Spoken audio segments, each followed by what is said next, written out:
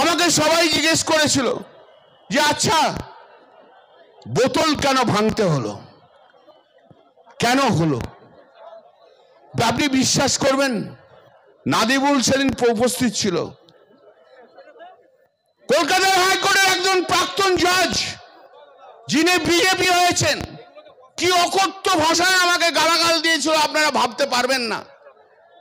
সেই ভাষার কথা আমি আপনাদের কাছে বলতে পারবো না।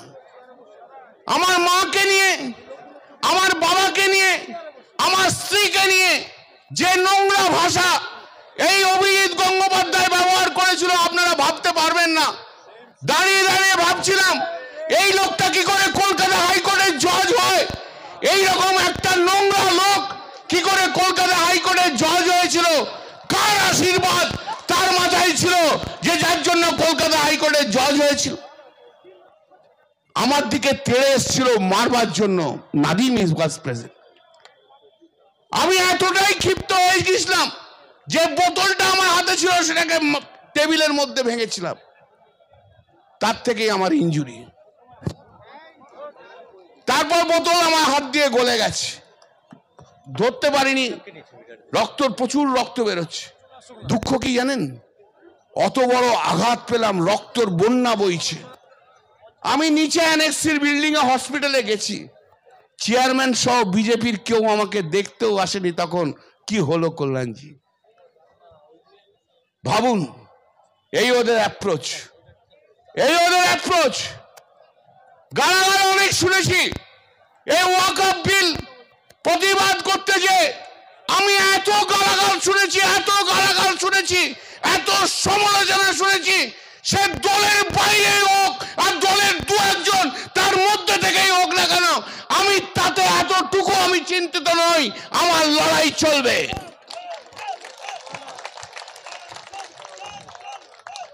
हम तो पहले ही बोल दिया जितना खून निकालना है निकल जाएंगे, लेकिन मेरा जंग, मेरा पार्टी का जंग, मेरा दीदी का जंग communal force, non secular force का विरुद्ध में ये देश का धरती में जारी रहेंगे, जारी रहेंगे, जारी रहेंगे। हम लोग एक साथ लड़ेंगे।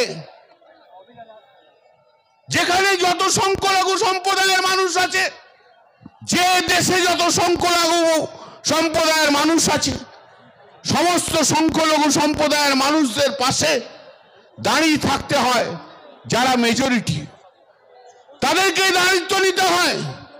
যেমন এই পশ্চিম ভারতবর্ষের মুখে হিন্দু যেমন বড় ভাইয়ের কাজ করবে, বাংলাদেশে বড় ভাইয়ের কাজ করবে মুসলিমরা। এটা তো আপনারা মানেন, মানেন কি মানেন না বলুন না, হাত তুলে বলুন মানেন কি মানেন না, মানেন কি মানেন না বলুন। মানেন তো সেই বড় ভাইয়ের কাজ আমরা পালন করব। ভারতবর্ষের মাটিতে দাঁড়িয়ে আমরা বড় ভাইয়ের কাজ করব, পালন করব। এই ভারতবর্ষের মাটিতে যেমন বড় ভাইয়ের কাজ হয়, আমি বিশ্বের সমস্ত দেশের কাছে আমি আমার অনুরোধ রেখে যাব, কোন ধর্ম সংখ্যালঘু ধর্ম মানুষের ওপর কোন রকম আঘাত যেন না হয়। যারা বড় তাদের দায়িত্ব নিয়ে সেই দায়িত্ব পালন করতে হবে, বিশ্ব শান্তি প্রতিষ্ঠা করতে হবে। যদিও আমি তো আগেই বলেছি আমার সংবিধান, আমাদের সংবিধান সেকুলার কান্ট্রির কথা বলে, যদিও বাংলাদেশ পাকিস্তান সেকুলার কান্ট্রির কথা বলে না, কিন্তু হিউম্যান রাইটস, সারা বিশ্বব্যাপী যে হিউম্যান রাইটস রয়েছে, সেই হিউম্যান রাইটসকে আজকে প্রতি সব জায়গায় হিউম্যান রাইটস এর কথা হয়। সেই হিউম্যান রাইটস আজ বাংলাদেশে যদি কোনো মানুষের হিউম্যান রাইটস বঞ্চিত হয়ে থাকে, সরকারের উচিত সেই মানবিক অধিকার, সেই মানুষের অধিকার ফিরিয়ে দেওয়া। আমার 43 বছর আমার জীবন কেটে গেছে, সংবিধান পড়তে পড়তে আমার জীবন কেটে গেছে। আমি আজও মনে করি আমি ছাত্র, সংবিধানের ছাত্র। আমার চিন্তা ভাবনা, আমার যা কিছু আছে সংবিধানকে মাথায় রেখে আমার চিন্তা ভাবনা থাকে। সংবিধানের আমি পূজারী। আমি যদি মা কালীর পূজারী হই, আমি যদি শিবের পূজারী হই, আমি যদি দেবতার পূজারী হই, আমি আমার সংবিধানেরও পূজারী, ভারতবর্ষের বুকে সংবিধানের পূজারী। সেই সংবিধানের ভাষা, একে ন্যারো ভাবে দেখা যায় না, পেডেন্টিক ওয়েতে দেখা যায় না। সংবিধানে কখনো কোন সরকার বা কোন কোর্ট সাংবিধানিক অধিকারকে কমাতে পারে না, সাংবিধানিক অধিকারকে ছোট করতে পারে না। সবাইকার কাজ কি? সাংবিধানিক অধিকারকে আরো বেশি করে প্রতিষ্ঠিত করা, সাংবিধানিক অধিকারকে আরো এগিয়ে নিয়ে আসার।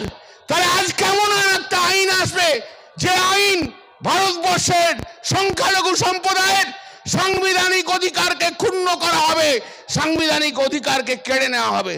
আপনারা যারা মহিলা আছেন, তারা মুসলিম মহিলা আছেন, তাদের কাছেও আমি বলে যাব, শুনে রাখুন, এই যে বিজেপি সরকার মিথ্যে কথা বলছে, এই বিজেপি সরকার বলেছে না আপনাদের মুসলিমদের মহিলাদের প্রতিনিধিত্ব বাড়িয়ে দেওয়া হবে।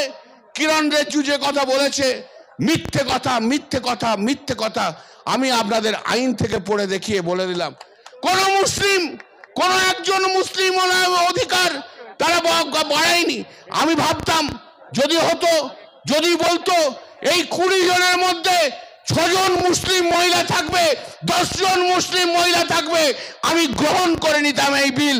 ক্ষমতা থাকে কেন্দ্রীয় সরকার, আপনি বলুন না এই 20 জনের মধ্যে 10 জন মুসলিম মহিলা থাকবে, বলে দিন, মেনে নেব, বলুন মেনে নেব।